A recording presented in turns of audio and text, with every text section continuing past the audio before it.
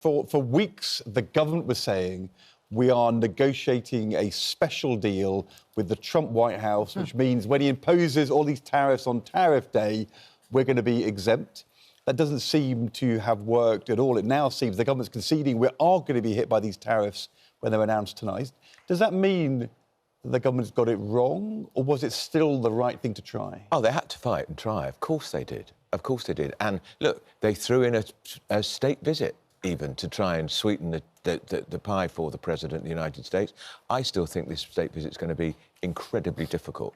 Are we really going to have the President come here when he's going to whack our steel industry, whack our car industry? Potentially thousands of jobs could go. He's also really hurting Canada too with the same tariffs. Canada is part of the King's realm. But they are fighting back much harder. They are, big time. And if Carney wins the election over there, the former governor of the Bank of England, there's going to be a big fight. But, of course, Trump said he wants to make Canada the 51st state. He was right to try the Prime Minister. And Trump did say, oh, he's been trying really hard, but he suggested he wasn't going to get anywhere. But when you don't get anywhere, I'm afraid you've got to do... Mark Carney, the leader of Canada, talks about elbows up, ice hockey. You've got to put your elbows up to defend yourself. And you can't just sit back. You can't. Look, the European Union, China, Canada, you slap tariffs on us, we'll slap tariffs on you. Otherwise, you're just going to get a pummeling and he'll walk all over. So he's got to change tack now. He's got to put tariffs on US goods to the value of American tariffs on UK goods. I fear it's got mixed up with Ukraine. And he's so desperate, the Prime Minister, with his coalition of the willing, or the coalition of the unwilling, to try and get a European or wider global alliance in support of Ukraine against Putin, almost bypassing Trump, but trying to bring Trump back on side in terms of arms supplies to Ukraine, intelligence to Ukraine, taking on Putin. He's got that mixed with tariffs. He doesn't want to anger the bully, but bullies have to be fought back. Otherwise, bullies just keep pummeling you. Two things, though. I hear people in the government exactly say, in number 10, exactly say what you just said, that if the Europeans aren't talking to Trump, they're in a row, and the Canadians aren't talking to Trump in a row, somebody's got to keep the dialogue open. And if we want to try and keep America engaged in Ukraine, us picking a fight over tariffs is the wrong thing to do because it means that we're not an interlocutor. But the second thing they say is that what Trump has now decided to do, he's got to give the tariffs to everybody. So he says to the American people, I've done it to everybody. And then he can say, but if I then do deals afterwards, it's because I extracted something from them. So actually, it's possible we will get a deal, but only after tonight rather than before. Well, and they are still fighting. And there is talk that the British government could surrender this tax on... digital services tax. Which is supposed to bring in £1 billion. This is on companies like Google. Now, this has been... regulation on these tech companies. So does that mean they can continue to publish all this vile filth, which is turning the heads of teenagers? About if the bully in the playground takes your pocket money on Monday and you don't do anything about it, he'll take it on Tuesday too. So the question is that the right analogy? Is fighting back the right thing for us to do? We're not fighting back yet, are we? No, That's the problem. We're not fighting back. We're not. The rhetoric is very low-key here, as compared to Canada, for instance. Got to fight back. Look, Tesla cars, right? 1 in 8 cars made in the UK goes to the States. You get 20-25% tariffs on Tesla, at least 20-25% on. You can go for high profile, which we've done before within the European Union. Trump's got a record for this. He did it in his first term. You've got to push and fight him back. Harley Davidson's, Bourbon whiskey. I like Levi jeans, but nevertheless, you go for all the pinch points, but make it so it's uncomfortable for Trump. We've seen what's happened to stock markets, including in the US. They fell because of this. Consumer prices for Americans will go up, because that's what tariffs do. It's going to be damaging for the American economy. But we can't just take the damage and not hit back. But Keir Starmer's saying, play it low-key. Kemi Badenoch's saying, don't have a trade war. Nigel Farage is totally silent. The only person who's actually saying what you guys are saying... is Ed Davey, the Lib Dems. Ed Davey from the Lib Dems. I know. He's right. It's true, isn't it? Can I ask, for the average viewer, of which I am one, what does this actually mean for our economy? Because people might think, OK, it's exports to America, Trump can do what he wants to do. But the trouble is that this means that the Chancellor she won't have as much money to play with because the price that Donald Trump puts on our exports is going to hit the economy, which means she has less money to play with, which means two things. Yeah. Well, possibly three, but two things that will affect people watching. They may face more cuts. They thought the cuts to welfare, for instance, were devastating. More cuts could be coming to other unprotected departments, or their taxes might go up. Or both. And it could be both. And also, people are going to lose their jobs as a direct result. My dad worked in the car industry all his life. His job would have been in danger because we sell a lot of cars to America and suddenly they're going to be 20 or 25% more expensive. So people are going to be put out of a job. Thousands, particularly hundreds of thousands, are going to lose their jobs. Everyone will be hit. Yeah. Because what a tariff does... Your pension fund will be hit because the stock market's down. That affects your pension fund. If you're about to retire, your pension fund's a lot less valuable than it was a month ago. A tariff, a tax on what we sell into the States will put up the price. So therefore we'll sell less. Quite how much, you don't know. But if it's cars, pharmaceuticals, chemicals, food and drink, clothes, steel... Right, you're directly affected if you're in those sectors. You might lose your job, or the company you work for, its profitability might go down, so that then impacts on your wages and conditions going forward. But if those companies aren't making as much money, they're not paying as much tax to the exchequer, which is where the calculations all go wrong. And it's cuts in services, it's potentially higher taxes, lower economic growth. It's disrupting world trade massively. Yeah. Absolutely massively. We got a hit from Putin. And this will be another hand grenade to Rachel Reeve's economic plans, which will affect every single person in this country. This is from a supposed ally, the USA, which is now turning into some type of rogue state. So we need to know what Keir Starmer's going to do about it, because, and we also, nobody actually knows what's going to happen tonight. No. He's making a speech. He's going to make a speech, but we're not entirely sure. And there was a very interesting thing that Louisa said in her report, which I've also heard. The problem is normally how government works. You've got people in Number 10 speaking to their counterparts in the White House, people in the Foreign Office speaking to their counterparts in the State Department.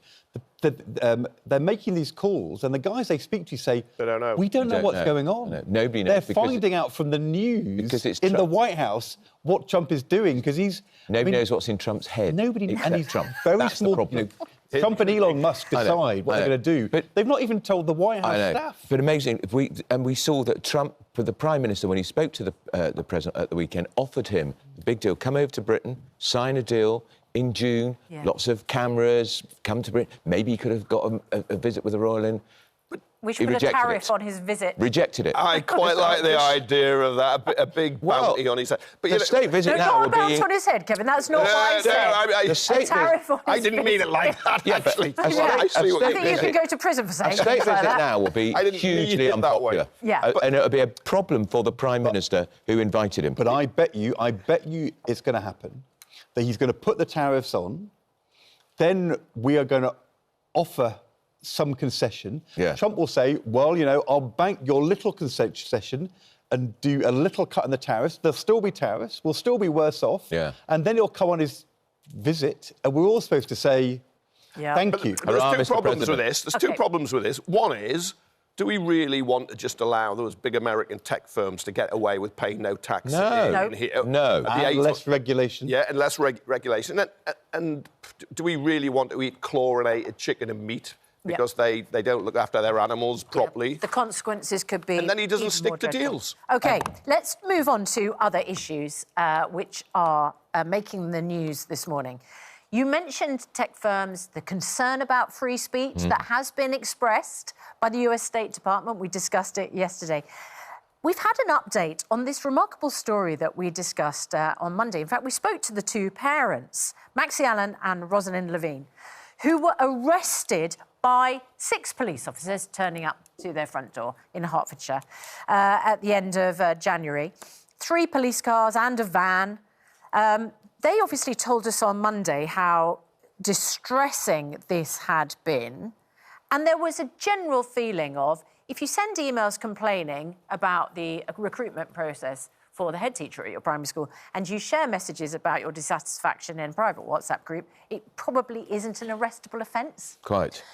in a grown-up world. A police chief has hit back and has defended their arrest. Now, it's Hertfordshire's Chief Constable, Andy Proffitt, said the couple had been sent warnings and there was a lawful reason to arrest.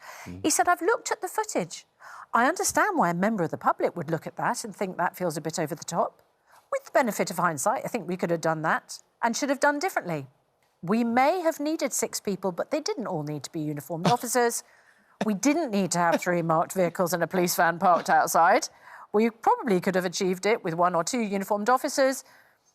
We could have thought about officers in plainclothes and dealing with it a little bit lower key. But he says it had to be done. Yes. Because there were not only allegations, but they had to get the phones, the electronic devices, and therefore arresting was the only way to do that. This shows exactly what's wrong with the police in this country. If the Chief Constable thinks that was proportionate and reasonable, it's a very... No, Kevin, hang on. No, he's admitting some things were wrong. No, Kevin, the police should not have been involved at all. He has said it was not proportionate. The police should... Yeah, but he said they should have been arrested. The police should not have been... They should not have been arrested. The police should not have been involved there's a better at all. way to sort out It should have been organised with the Parent-Teacher Association. It's ridiculous. For God's sake, it's pathetic. I looked at that and I thought, you can't justify sending 6 police officers. So no police officers. If you want to speak to people, why not invite them down the police station and bring their solicitor and you can interview them that way? Give them a cup of tea. Don't give them a cup of tea. Police liaison officer. But what we haven't... He doesn't talk about the fact they were in a police cell for 8 hours.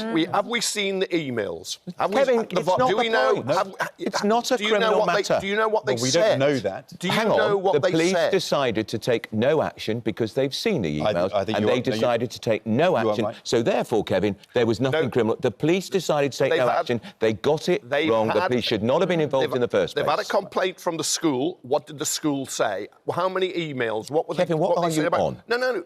The police you do not know. Commissioner didn't seem to agree with the police chief, because we heard from the police and crime commissioner on Monday that he also had an issue with what had gone on. Meanwhile, Rosalind Levine, the mum in question, has responded. We challenged the police or the school to provide even a single example of material which justified what they did. Yeah, and they weren't told what they'd done wrong either. Look, my starting point... And they need to. My starting point is the police should not be involved in these disputes. Right. My starting point would be schools shouldn't be involving the police, and if the police are involved, you would do it a different way. Or would grown-ups would handle this better than this. And it's got out of hand. But I would like to know, before jumping absolutely to a conclusion, how many emails were sent and what did they say? I couldn't care if they sent 1 million. The couple could publish them all, and they could redact the names of any teachers or any other parents. The police looked at the emails and said there was no case to answer. So that means there was no case to answer. There was nothing criminal in what they said. Why the Hertfordshire Chief Constable would have said, we got this one wrong, let's move on. And he should apologise. Why did they investigate in the first place? If you've had a complaint from a school, and you know schools, and there's been a rise in, and I'm not saying in this case, abuse of teachers and heads. In fact, we had a head in here not so long ago who had to take parents to court. Now, I'm not saying it in this case, but that was because the parents were driving past his house and intimidating his family. If there's evidence of that, that's very serious. And there's no evidence of that in this case. But I would like to see how many were sent in what they said. But the mum herself said, the Chief Constable's basically saying he had to arrest us because of some emails, but made no attempt to explain what was wrong with these emails, all of which followed due process. We met with the Chief Superintendent, she says today, and he said all our emails were polite and courteous. The Chief Constable said after the officer visited our house in December that the high number of emails continued. This is simply not true. The emails included organising someone to be in the pool with our daughter because of her epilepsy, an offer of mediation, and a final email saying we were leaving the school. He said the arrests were necessary, but then ended by saying perhaps with hindsight they could have done it differently by having a chat. So which is it, says the mum. Staggering. I'm not sure that's been resolved, really. No. It's a mess, and the Chief Constable... I mean, this is frightening if that's what a Chief Constable still thinks that was an OK way to pursue it. Yeah. The police should not have gone anywhere near it. Let's talk about satisfaction in our National Health Service. I mean, we've already been talking about the hit to the economy that these tariffs might have and what that's going to do to the NHS. We can only speculate, but meanwhile, we have the highest level of dissatisfaction with the NHS on record. I mean, it used to be seen as one of our national treasures. National religion. National religion, Frankly. so that's a good way of describing it. Unfortunately, almost 60% of adults say they are dissatisfied. That's up 7 percentage points in a year. And it found that only a fifth, 1 in 5 of us, are satisfied with what the NHS does. There's a piece by Wes Streeting, the Health Secretary, in the Mirror, where he says it'll take time to fix the system. They've got more money going in. But he also says, you know, I'll always be honest with you about the state of our health service. When we came to office, I said the NHS was broken. What I just wonder is, if the Health Secretary tells people the NHS is broken... What does he expect? Does it end up with a survey where people say... It's broken. You're right. It's broken? I just sort of wonder whether... The wrong language. It always worries me, this word broken. I remember David Cameron, Broken Britain, 15 years ago. I sort of think in the end, it's demoralising. Does it actually help turn things around? And when this lot got in, the Chancellor and the Prime Minister talked the economy down again and again and again, and I think that negative impact had an effect, and I think he's not helping the NHS. It's the Daily Mail's job. Yeah, but it's not actually. It's not about what the Health Secretary says. It's how people feel. It's how people feel. No, it's people's experience. They can't get to see a GP and they can't get to see a dentist. That's part of the problem. Exactly. So, I mean, you know, plenty of people who are trying to get an appointment this morning will agree that it is broken. They don't need someone to tell them that. But you can't blame the government for the state of the health service over the last year, because all of that was shaped by what's happened in the previous 5 to 10 years. I don't think that in this survey they are blaming the government. They're saying that they no longer have satisfaction. For the question I'm asking, is Wes Streeting doing the language in the right way? If you look at the satisfaction levels, when Labour left office back in 2010, it was a near record. And then it dropped about 10 points over the first decade of Conservative coalition rule. Began to collapse after COVID, and it's just gone down and down and down. Now, I think broken is wrong, because there'll be lots of people having life-saving operations today, actually getting to see their GPs, having their teeth fixed. And thank goodness for all of those staff who are making that happen. Going to work, being told you are going to work at 6 in the morning to work in a broken system is not motivating. But it is ailing. There's no doubt the NHS is ailing, but you've got to get the language right. Well, he says it's broken, not ailing. Yeah, and he's got to come up with a system to fix it. And he's got to show satisfaction levels. At what point in this Parliament do those numbers have to get better before this becomes a real problem for Labour at the next election? I think they have to start after a year. Yeah. If you've been in there for a year, you've got to start them going up, and year on year, you've got to get them going up. Waiting lists have fallen 5 months in a row. But it doesn't feel like it to people, does it? No, well, not if you're still the 7 million stuck. If you're waiting this morning in a waiting room in A&E... And you're going to ring up your GP at 8 o'clock in the morning and you'll be number 43 in the queue. No, you're right, but it's a real patchwork across the country. I've got a very good GP service, but I know other people who don't. And then you'll have some A&Es, you'll probably be able to walk in and be seen very quickly, and then there's others you'll be told there's a 10, 12-hour... wait. Some people will ring for an ambulance, it'll be round the corner and they'll get it quickly. Others will be saying, is this really important? What, you're falling, you've broken your hip, we'll see you in 8 hours. It's where the pressures are there will come a point when people will start to, either people will be feeling it's getting better, or they'll be thinking things aren't changing. It'd be really good to know from viewers, does the NHS feel as though it's getting worse? And if it doesn't start to feel better, that's a big problem for this government. The trouble is... it's a Labour government and they made the NHS a big part of their plan. Yeah, but how do you explain... we've had this conversation before, Kevin, where you can quote the figures, but compared with people's experiences, of course, people vote on their experiences, not on the figures they're told. So if you are waiting in A&E for 4.5 hours rather than 5 hours... Do you feel it's got better? No. Or do you just feel you're waiting too long in emergency? It's the latter, quite clearly. That is true, but I think it's also the case that that loads of us use the health service, but also we have people who work in the health service. My sister-in-law is a consultant, my brother-in-law is a consultant. We all know people who work in the health service. If people in the health service feel as though it's getting better, that starts to get out, and we hear that, and that is influential. Yeah. And I don't know what people are saying yet who work in the National Health Service. I'm not sure yet they'll feel it's getting better. Quite right. The government is expanding free childcare in England with up to 6,000 new school-based nursery places set to be on offer. But there's concern that boosting nursery places in primary schools will not be enough to meet what is an ever-increasing demand. Education Secretary Bridget Phillipson joins us now. Plenty to talk about, Bridget Phillipson. But firstly, what will change for parents this morning of nursery-aged children? Today I'm setting out our plans for 300 new or expanded school-based nurseries. So that will create 4,000 places for September and 6,000 overall. That will make a really big difference to parents at the start of the day. I'd said that early years was my #1 priority, and I meant it. And that's where we make the biggest difference to children's life chances. And I visited one of the schools that will be expanding their nursery as a part of this scheme. On Monday, I met with Hannah, a mum who was dropping off her little boy Niall, and she told me what a big difference it had made in terms of his speech, his development, and how she felt he'd come on leaps and bounds. And she had 2 older children at the school, so on top of that, it was really convenient for her.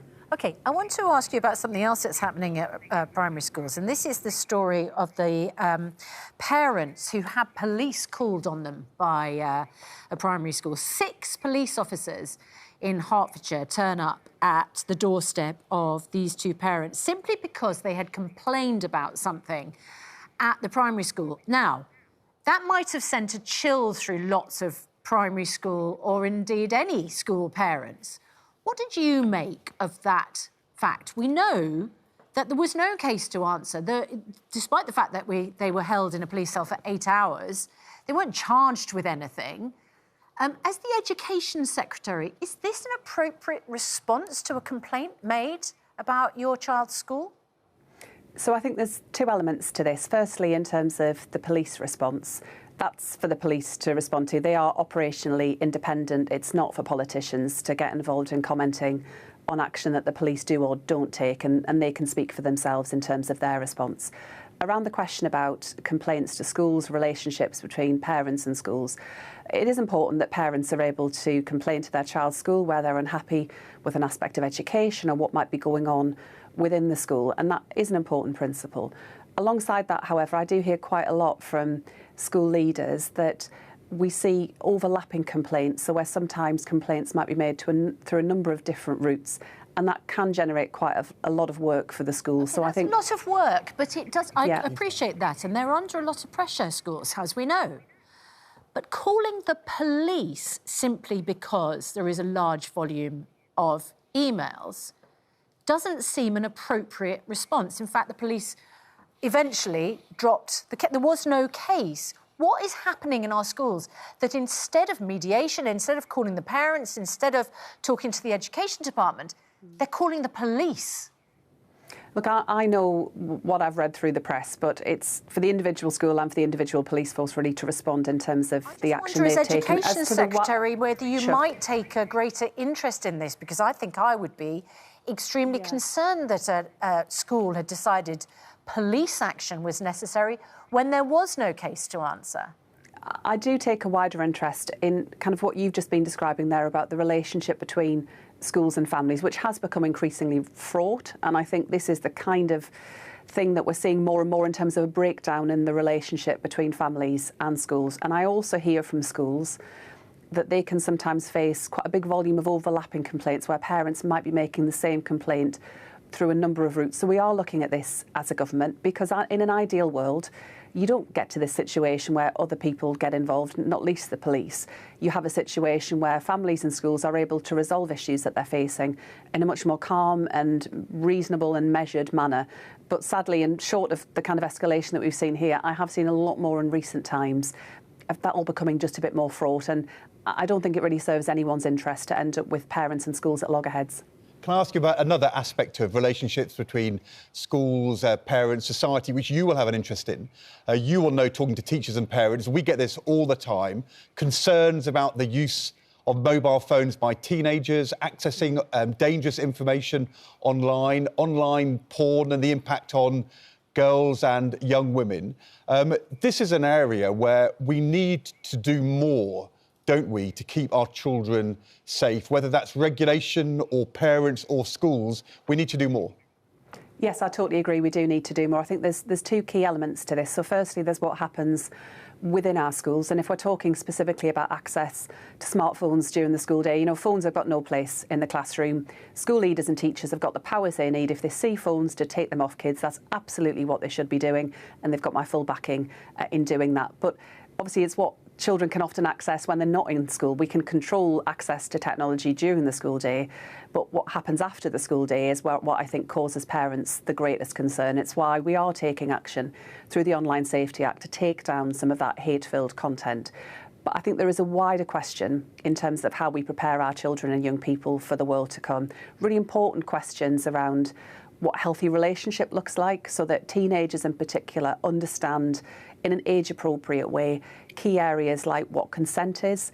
I think for our young boys, making sure that they've got really strong positive role models. I've seen some brilliant examples in schools where older boys within the school are mentoring younger boys, so providing those role models, that positive demonstration of what it is to be a young man in today's society. And I think seeking to do that in a positive way, not in a negative way.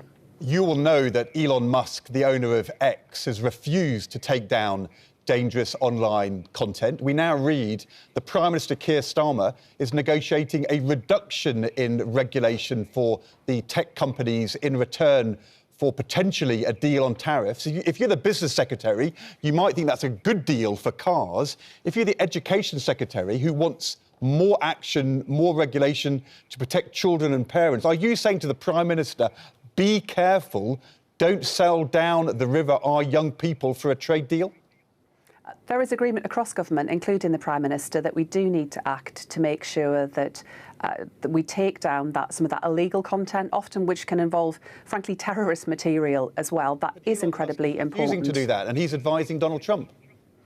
Yes, and we continue as a government to work to ensure that that happens. That work is going on across government. There is agreement on that. It is important. Keir Starmer's negotiating a deal to reduce regulation, he's not actually going to negotiate a deal which will reduce that regulation.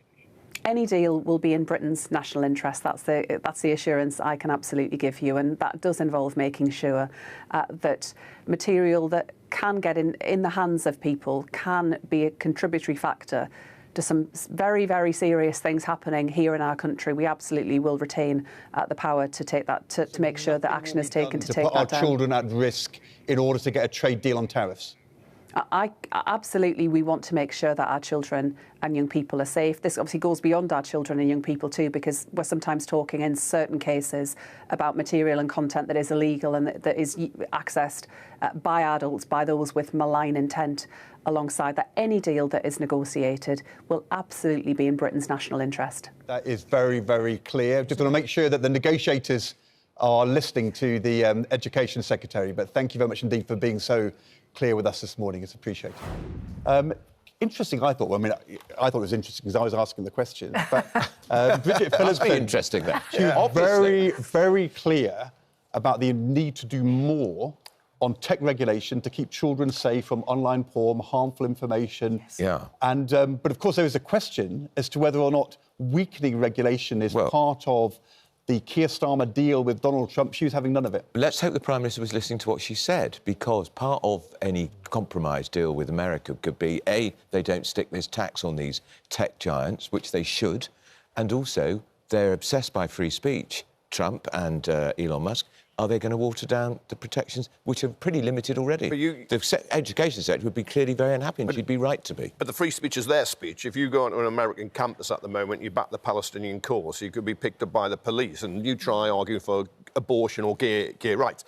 But nevertheless, this is where the conflict comes in a government. And the Treasury will look at it one way, the Foreign Office another, the Business Secretary, you mentioned the Business Secretary, the Education Secretary another way, and then the Prime Minister in the end decides. But sometimes cabinet ministers kind of prevaricate. Yeah. I thought Bridget Phillipson was actually very strong. She was quite clear. So did I. And I really do not think we should sell out on this to not what our those viewers big want. tech Well, it would be selling. giants. It would be selling out our children. Yes, it will. And every parent, carer, grandparent knows there's all sorts of evil stuff that is incredibly harmful on the net. We have to get off. OK, so playing devil's advocate, you've also got tariffs, which, if they are put on the British economy, are going to cause a massive hit to what the Chancellor has to play with, which in turn could affect how much we put into public services, including education and jobs and the economy. Well, that's overall. why if he's going to go in that area, I think he's got to look at the tax rather than weakening freedoms and restrictions, because it's too dangerous what's happened to our children already, and we can't make it more. But look, dangerous. I don't want new tariffs, taxes. But they're coming. But if Trump puts them on British goods, we have to put them on American goods. And let's start with the Tesla tax. And it's all you can do with a bully. You've got to stand up to a bully. If you just lie down, a bully will walk all over and give you a good What kick. would happen, Andrew, do you think, if the government said, right, we have no choice. If you're going to make our cars that we send to you more expensive, your Aston Martins, your Rolls Royces, then anyone buying a Tesla here is going to have to pay 20% more. We're going to make your cars more expensive. Because that's not just an attack on America, that's an attack on Elon Musk. It certainly is. But it's also... They're not going to take that line down. But also, Ed Miliband, the climate change secretary, environment secretary, won't be very happy because he wants more people to buy these electric cars because of the dash to net zero. Another conflict. So there's conflict Another of huge interest all conflict. over the place. All over But there'll be other electric cars available in the UK. Maybe just Teslas will be a bit more expensive. If you've got the money, you can buy one if you like. But you cannot just allow a country to hit you and not hit back. No political leader in Britain, apart from Ed Davey, the Lib Dem leader, is saying we've got to hit back hard. Not Reform, not the Tory leader, and not the Prime Minister. But you know why? The Prime Minister's got to lead from the front. They're all frightened, and Badenoch and Farage, Conservatives and Reform, they're big Trump fans. Yeah. That's why they don't want to annoy him. Well, it's up to the Prime Minister. But they've got to, the Prime Minister's got to stand up for Britain. It's Well, he's not yet. It's also a real question about what is the right way to handle Trump. Yeah. I mean, does Trump respect people who look like they are kind of weak in the face of his bullying? No. Flattery gets you so far. The royal family is a particular trump card for us because of his mother being Scottish. But at the end of the day, he'll respect strength. He goes on about the deal. Well, he'll just negotiate to death whoever looks weak. He's a deal maker. Meanwhile, a deal breaker. had Bank of Dave Fishwick, telling us all individually how we can avoid leaking money if our phones are stolen. Kevin, I believe you took action as a result. I did. I've taken down the IMEI number. I saw you did the number on the bottom of the screen, so I took it, I put it in, and it actually all pops up. Yes. And I've screenshot. It works. I know, and I've screenshot it and sent it to myself because I thought. Yeah, but don't just keep it on your phone. No, Kevin, no, no, because no. if your phone no. stays- Delete. Or you could be Stone Age like me and have absolutely no money-making way you can use my phone. You cannot. There's nothing. Have you got a brick? I've got an iPhone, but there's no money in it, no bank account. And I can't use my phone. He's got to a pay basket for of anything, homing pigeons and I out don't there. want Exactly. to. Yeah, And the I don't carrier want to. pigeon. No. 2 cups with a piece of string. I still used rail cards. 2 cups with a paper, piece of string. Paper rail cards. I I've got love my it. Oyster cards. We're laughing, but... Semaphore with his And I've flags. still got a checkbook, and I'm not giving it up. Those were innocent times. Yeah, I'm not giving up my Andrew. checkbook. You like a That's word right. that's original, you just sit there and sign it. I've not been defrauded. Andrew, I've kind not of been envious. defrauded. Andrew insists on being paid in shillings and sixpence. I do. Yeah. Well, at least he's gone off the groats. Kevin, Andrew, good to see you this morning. Thanks so much.